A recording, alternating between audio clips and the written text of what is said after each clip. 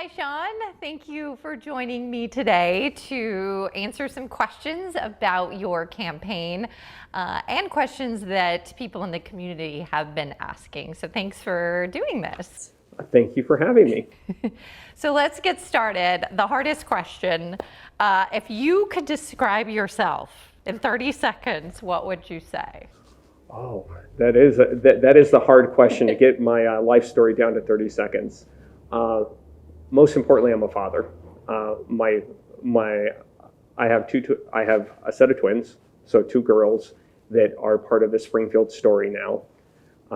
I've married my high school sweetheart, who was my debate partner, which is a great story on its own. We grew up in Douglas County, and then we moved up to Lane County to go to school. And being one of those students that come into the area to really build a life, we stayed here and we fell in love with this great community of Springfield. And I love history. I love reading books. And being a mayor is a pretty great job. I get to see the parts of this community that surprise and wow me every single day. So why are you the right person to lead Lane County as one of its commissioners? So I believe I'm the right person because of experience. It's really easy for elected officials to show up and say, hey, it's experience, to the voters.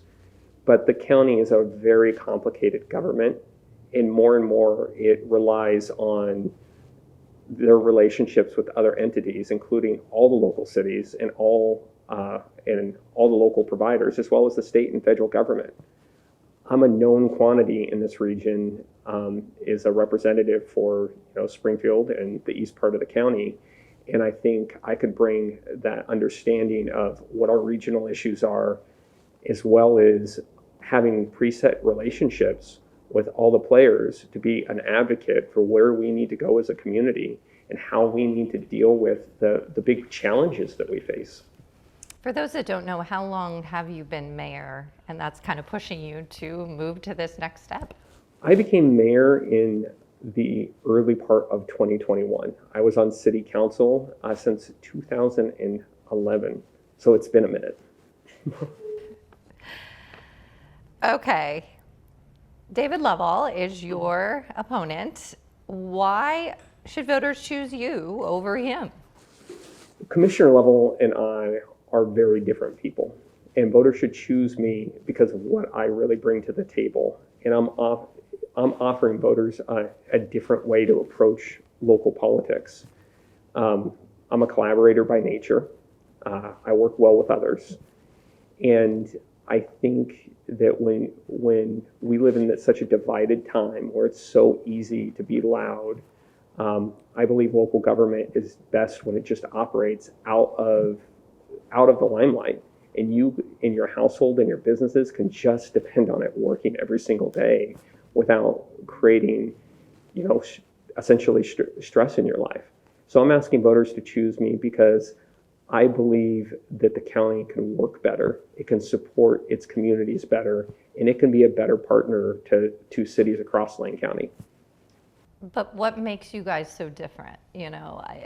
Let's get down to it. What are those characteristics that you would say you have a different approach? What is that? Yeah. So if I've been a non-affiliated voter since 2016, and I chose that because when you think about how local government works best, it doesn't work as a partisan institution. It doesn't work when you are pitted against the other people that are across the table. So when you think about your streets don't check your party ID. Your sewer system doesn't check your party ID. It depends on our ability to really work together. And I think the fundamental difference between the two of us is I believe everybody's entitled to a future here, and that in their political affiliation doesn't matter. Everybody gets rights in this community. Everybody's entitled to build their future into this community. And that's really why I want to work in local government, to make sure that people have that opportunity to be in charge of their own life.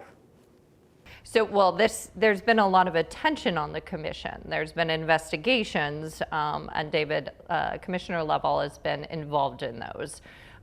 Just talk to me about your feelings about those investigations and him in that situation.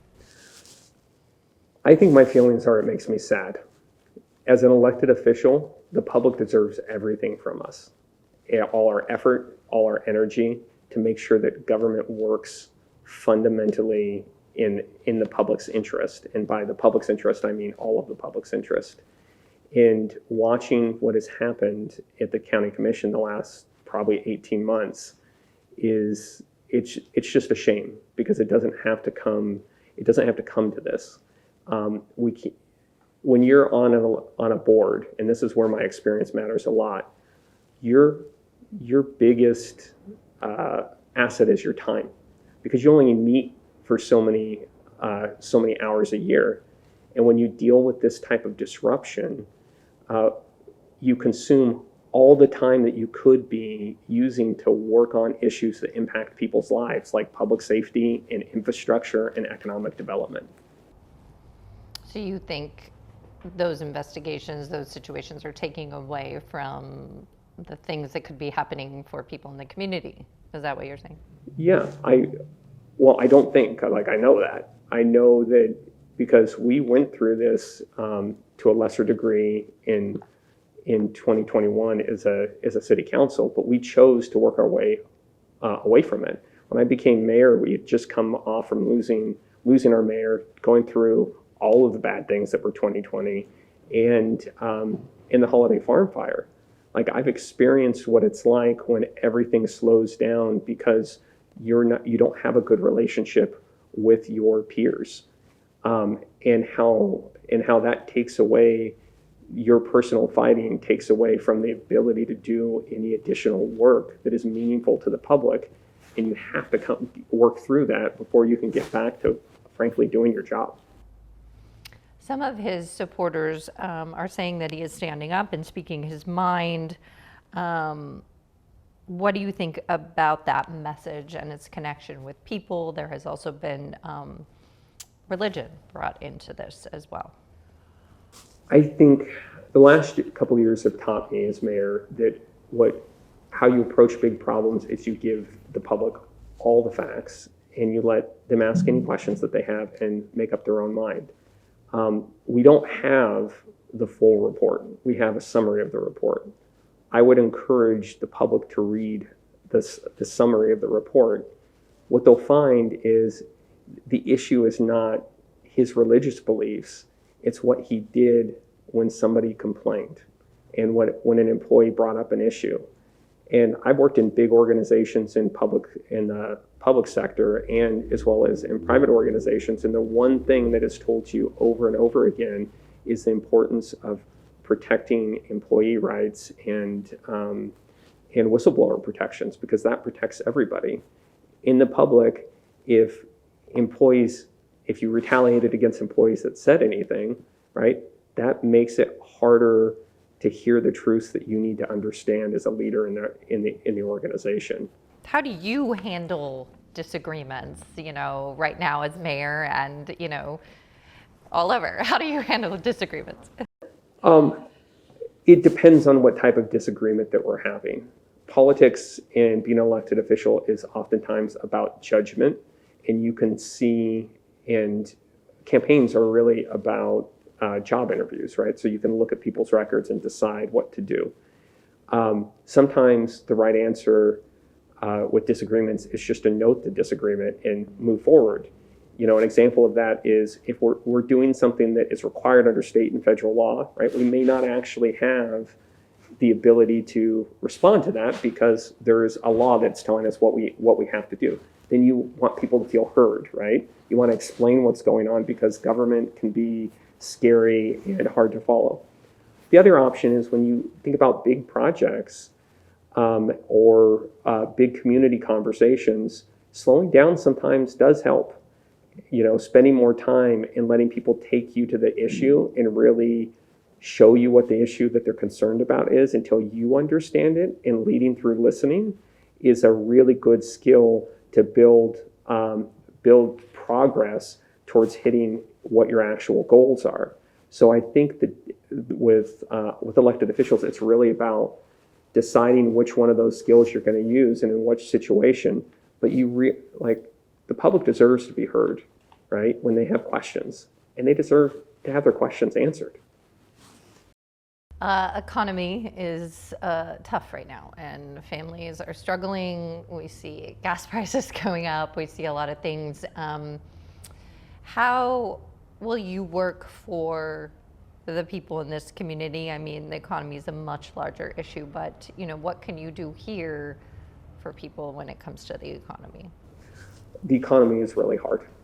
It is hard on families, and it is hard on businesses. You hear it across the board for people. The thing we have to do is we have to position ourselves to be as successful as possible going forward. The reality is there's nothing that can be, that the county government or the city governments are going to be able to do that is going to significantly change the economy in the next year. Yes, we can adopt policies, we can position ourselves, but there's not going to be something that's going to be government driven that's necessarily going to make it better. So then the question becomes, what do we do? The best asset that we have in the county is the people that live here and how innovative that they can be. There's currently a project going on between the two universities called the South Willamette Innovation Corridor. I believe a lot in that project and what the future, if you've never heard of it, think of it like the research triangle. All the cities are at the table there, like both mayors are at the table. There's no county commissioner who's an elected county commissioner at the table. One thing we could do tomorrow is make sure that in these big economic development conversations that we show up as elected officials. And as a county commissioner, I would be for making sure the county commission shows up to those types of conversations. How do you measure success? I love that question, right? What is your measure of success? We are dealing with huge challenges in the 21st century. I tell this story oftentimes that, in the 90s, if you were running for an elected office, you would run on, hey, we're going to put a stop sign there. And those kind of problems are fixed. So where I measure success is when I think about these challenges that have been going on about 40 years, land use policy, economic development problems, public safety problems. I want to look the public in the eye and say we made progress on them. My ultimate goal would be to put some of these things that have been headwinds for the county behind us, for the next person that sits in our chairs, for our kids, so that we're not talking about public safety and land use and timber policy 40 years from now, because we've solved those problems or we've made progress on those problems. That's so interesting, the stop sign. Very true. So what do you feel isn't working in the county right now? I think it's a great staff. I think it is the dynamic among the board that's not working. And you can see it in the body of work that they've done in 2026, is they've spent a lot of time working on internal dysfunction. I've been with a lot of teams in a corporate environment before. Sometimes changing out a person, changes the whole dynamic of the team, right? I like them all very much personally, but they clearly don't function together. And so if we get to a point where we can get, a new board member, and then you can start getting back to the daily rigor of how local government should work, that is going to help fix a lot of things at the county. Are you specifically saying Commissioner Lovell is not working on that board? I would not be in this race if I believed that Commissioner Lovell was working on this board. Here's the biggest question the voters can ask this question, or ask in this race. If we all believe the county is not functioning very well, and by the county I mean the Board of County Commissioners, what do we do about it? And how do we as candidates lead that conversation to a place where the voter can feel confidence in how the board is operating again? I have a hard time believing that if you have personally sued your peers, that 4 years from now, anything's going to get done. What is one economic initiative that you would prioritize? Not a stop sign. I can't go back to the stop sign story. A lot of the challenges in Oregon's economy are state and are the state in nature, are come down from the state, right? Our state regulatory problems. So one of the things that we could do, or if I was elected on the board could do, is just simply publish its legislative agenda in a very clear way. The county commission, the Lane County government is an important player regionally in how they lobby for resources or policy changes. What if we publish the agenda, right? Publish our goals. We're gonna let small business and nonprofits see clearly where we're going and look for places that we can partner and show up together. That could be over anything from changes to land use, to changes to housing policy, to what our forest goals are. Talk to me a little about payroll taxes, and some people might not even know what we're talking about here. So kind of give me a little background and then how you feel about them. So payroll taxes, as we go into April, the city of Springfield is considering adopting a payroll tax to address a structural budget deficit. And payroll taxes are controversial because it is real money coming from everyday people who work. How Springfield got this far was really a year ago. We faced, like all governments in Oregon, a significant structural deficit. And I appointed my first mayor's committee to recommend how do we address that. So that was labor, that was business leaders, that was community leaders in the room to recommend to the city council how we address it and address it in a meaningful way. It's back so that we can put this problem behind us. Our structural deficit's 30 years old. And in that recommendation, they suggested that we adopt a payroll tax. And specifically, the public has asked the city of Springfield to consider 3 things when they think about new taxes. To protect seniors, seniors would not pay a payroll tax because they're retired. To bring new taxpayers into the system, under a payroll tax, people who worked outside of the area would contribute to public safety every single day. And to not double tax homeowners who live here and may pay Eugene's payroll tax, and the payroll tax wouldn't do that. So it is a way to get at this long-term problem that we have so that we can put it behind us. And that's how we ended up in this conversation.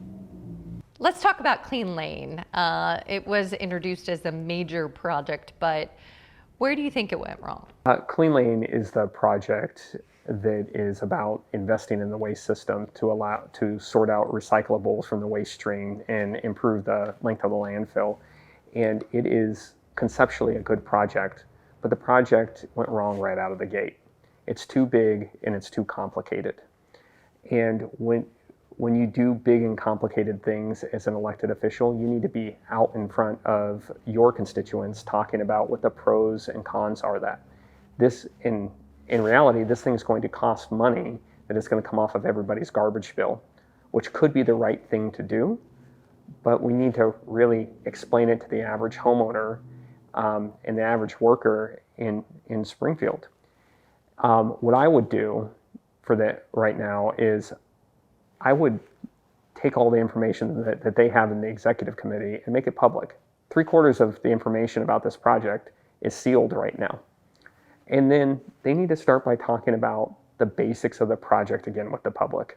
Do they have enough tons to run it? How much garbage do we actually produce? And what are the actual benefits the public may see before they agree to go forward? When someone calls for help in Lane County, what should they expect today? I know you were involved in helping to get the fire levy passed. are the emergency services, and what can people expect? Emergency services in Lane County are effectively at a breaking point. We have 3 total sheriffs on patrol at any given time to cover a county the size of Connecticut, which means that if you live in the rural part of the county away from the cities, when you call 911, it could be a while before help is coming. And this has been a problem that this county has faced for 40 years. The ambulance services, especially in rural Lane County, are at their breaking point as well. You hear that conversation in Oak Ridge. You hear that in the south part of the county as people deal with not having enough ambulances to address emergency response in our communities. So this is a huge topic for the next 4 years. What I think we should do is really be upfront with the public, and by upfront I mean whatever we do, it's going to cost money. There is no free lunch when it comes to emergency response, right? There's no easy way that we could shift money around and all of this problem is going to go away. If that was an answer, we would have done that 40 years ago. But we need to talk to the public about what do they want as a citizen in the rural part of the county. What should we deliver is a basic service, and let that conversation tell us how are we going to pay for it. One of the things that sticks out to me is if you just look at how often our sheriffs leave office. It's every 4 to 8 years we seem like we change a sheriff, and we have great sheriffs, and this county loves its sheriffs. But the reality is we're probably burning these guys out. But I'm hearing taxes probably, and people don't like that. So, what are some solutions when you hear people saying, we just talked about the economy, I don't have more to give. How can I support this? What are some solutions that aren't taxes? Well, it's revenue, not taxes. And that's an important distinction. Like half the people at home are going to go, yeah, what the county calls revenue feels like taxes to me. But you're talking about a county government that, if we pursue things like expanding ONC lands, right? Some of that money could come from, timber receipts, right? That would be a revenue that we would see that would not include taxes.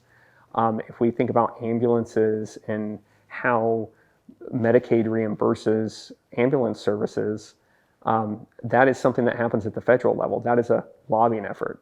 So yes, it is going to take more money. Yes, that conversation realistically involves more taxes for people, and we've got to talk about what does that mean. But it also involves changes in timber policy. It also involves changes in Medicaid and Medicare reimbursement rates. But we have to be able to do more than one thing at a time as a county government and work on these problems in a long-term strategic perspective, because the reality is that it's not going to get fixed tomorrow, but we have to make progress on long-term problems. Do you have an example of a safety issue that has been fixed? For the city, I would point to the fire levy that we've seen successfully over 20 years. Springfield is a very long city, and that means that fire coverage is particularly hard because we go this way. We're not in a giant circle. The fire station that we fund that is on 28th Street in Springfield is a safety issue that we fixed. But we did that by talking to the public and being out in front of them as elected officials. Let's go back to your opponent. Okay. Every time I pick up a newspaper or open up a Google alert, I see Commissioner Lovell. A story about him or something that's going on. What do you think about that he's been in the news so much? He should not be in the news that much. As you know, I've been an elected official for a very long time. And sometimes people come up to me and say, I don't even know who you are, but Springfield runs absolutely great. That is how government should work. you should be in the news when you're working on hard and challenging things, because you have to be out there talking to folks. It makes me sad that our county government has come to this, where it seems like every 5 minutes we're having an argument about how we treat people at the county level. And I think, when I really think about it as a citizen, it bothers me. Like, as an elected official, people deserve better than that. Commissioner Lovell has said that he feels attacked for speaking his mind about some religious aspects. Are you religious? And do you feel like that's been happening? I think you're asking two separate questions there. I think when you look at what has happened, and I would encourage people read all the material, form your own opinion. The county commission should release all the information that they have about this, because the public's paid for this report. We are entitled to know. I mean, mind you, that there's probably stuff that has to be redacted from a legal perspective, but share all the information that you know. If you read the timeline of the report, what it's telling you is not that he signed a birthday card. The issue is what he did when somebody complained. You cannot walk into somebody's office and say that you want an employee fired. That's not right. And it makes it harder for any other employee to report any other issue that ranges all the way from religious concerns all the way to compliance concerns or safety concerns, if their experience at work is that when you complain, you get fired.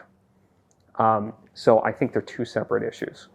To the second part of your question is, before we moved up to Douglas County, I'm a Catholic. I believe deeply in my faith. Springfield is a very spiritual community, and people go to all different kinds of churches. But I think in this specific case, that his behavior is not his beliefs. So you're not a Republican, you're not a Democrat. So where do you fall in the key issue? I'm a non-affiliated voter. Non-affiliated voters are the second biggest party in the city of Springfield. So what that means to people is, I believe in public safety.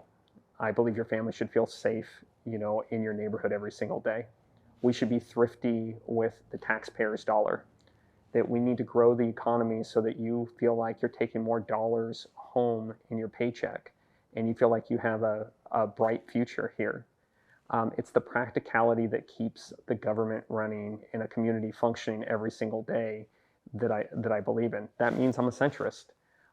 Also, it means that in a city that runs all the way from the left to all the way to the right, I earn the right to walk in and learn about issues that I don't necessarily know about, and listen to people about what their experiences are before I help the community figure out, where do we go from here? So I guess if you summarized my politics, it would be mind your own business and keep your hands to yourself.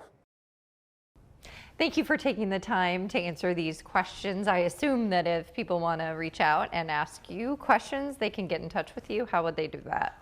The best place to do that is on the website, SeanVanGordon.com, spelled exactly like my name is. You can send us a message and we'll get back to you with the answer.